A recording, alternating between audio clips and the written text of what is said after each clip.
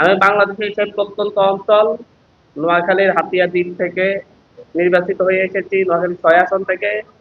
সেখানে ইলেকশনের ৩ দিন আগ থেকেই জাতীয় নাগরিক পার্টি এনসিপির নেতাকর্মী এবং আমাদের সমর্থকদের উপর শাপলাগুড়ির সমর্থকদের বাড়ি ঘরে হামলা, লুটপাট এবং কুপিয়ে মানুষকে জখম করার ঘটনা ঘটে। প্রায় ৩ শতাধিক মানুষ আহত হয়, ৫ শতাধিক বাড়ি ঘরে হামলা করা হয়। এমনকি ভোটের দিন সকালবেলা ভোট কেন্দ্র পরিদর্শনে গিয়ে আমি নিজে হামলার শিকার হই। আমাকে হত্যার উদ্দেশ্যে আমার গাড়িতে কোপ দেওয়া হয়, প্রায় ৬টা কোপ এখন আমার গাড়িতে রয়েছে। আমার ওয়াইফকে আঘাত করা হয়, বিভিন্ন স্থানে আমাদের নেতাকর্মীদেরকে আঘাত করা হয় এবং প্রচুর এজেন্টদেরকে আহত করা হয়। সবকিছু মোকাবেলা করেও আমরা মানুষের জনসমর্থন নিয়ে আমরা সংসদে গিয়েছি। এখনো আমাদের সেই অঞ্চলে এখন পর্যন্ত সেই জায়গায় এখন পর্যন্ত সংঘাত হচ্ছে, আমাদের নেতাকর্মীদের উপর হামলা করা হচ্ছে। গত রাতেও আমাদের আহ পৌরসভা যুব শক্তির একজন কর্মীর দোকানপাট জ্বালিয়ে দেওয়া হয়, ওর উপর হামলা করা হয়। আমরা এটা স্থানীয় গণমাধ্যম সহ জাতীয় গণমাধ্যমের দৃষ্টি আকর্ষণ করছি। আমাদের এই অঞ্চলের যে সংঘাত, যে সহিংসতা, যে সন্ত্রাসী কর্মকাণ্ড চলতেছে এগুলো যেন আপনারা তুলে ধরেন।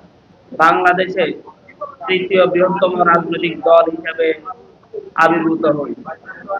আপনারা সকলে জানেন, ত্রয়োদশ জাতীয় সংসদ নির্বাচন জাতীয় নাগরিক পার্টি এনসিপির জন্য ছিল একটি অ্যাসিড টেস্ট। এখানে ভাগাভাগা নেতৃত্বের বিপরীতে, শক্তিশালী ইস্টাবলিশমেন্টের বিপরীতে স্রোতের প্রতিকূলতায় দাঁড়িয়ে জাতীয় নাগরিক পার্টি এনসিপির ৩০ জন প্রার্থী প্রতিদ্বন্দ্বিতা করে। সেখানে বিভিন্ন সূক্ষ্ম কারচুপি এবং বিভিন্ন কারচুপির মাধ্যমেও, কারচুপির পরেও আমাদের ৬ জন প্রার্থী এই নির্বাচনে বিজয়ী হয়ে সংসদ সদস্য হিসাবে শপথ গ্রহণ করে। আমি আজকে অফিসিয়ালি জাতীয় নাগরিক পার্টি এনসিপির একজন সংসদ সদস্য হিসাবে আজকে অফিসিয়ালি প্রথম প্রেস ব্রিফিং এ উপস্থিত হয়েছি। সেই জায়গা থেকে এই রাজনীতির আমার নিজের কিছু অভিজ্ঞতা আমি প্রথমেই আপনাদের কাছে তুলে ধরতে চাই। আমি একজন প্রার্থী হিসাবে বাংলাদেশের ইতিহাসের সর্বকনিষ্ঠ একজন সংসদ সদস্য হিসেবে, সর্বকনিষ্ঠ সংসদ সদস্য হিসেবে নির্বাচিত হয়েছি।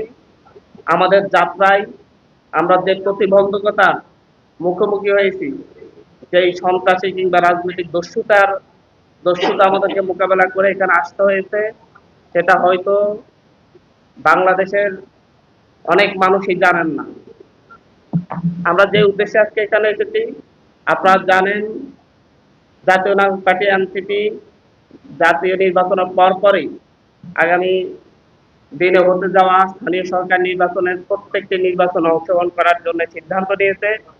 সেই জায়গা থেকে জাতীয় নাগরিক পার্টি এনসিপির একটি ছোট কমিটি গঠন করা হয়েছে সারা দেশে স্থানীয় সরকার নির্বাচন পরিচালনার জন্য।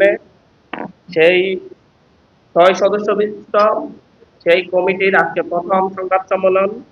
সেই স্থানীয় সরকার নির্বাচন পরিচালনা কমিটির সদস্য হিসেবে আমাদের এখানে রয়েছেন অ্যাডভোকেট মঞ্জিলা ঝুমা আপু, তাহসিন রিয়াজ ভাই, আলাউদ্দিন মোহাম্মদ এবং আরিফুল ইসলাম আদিব ভাই।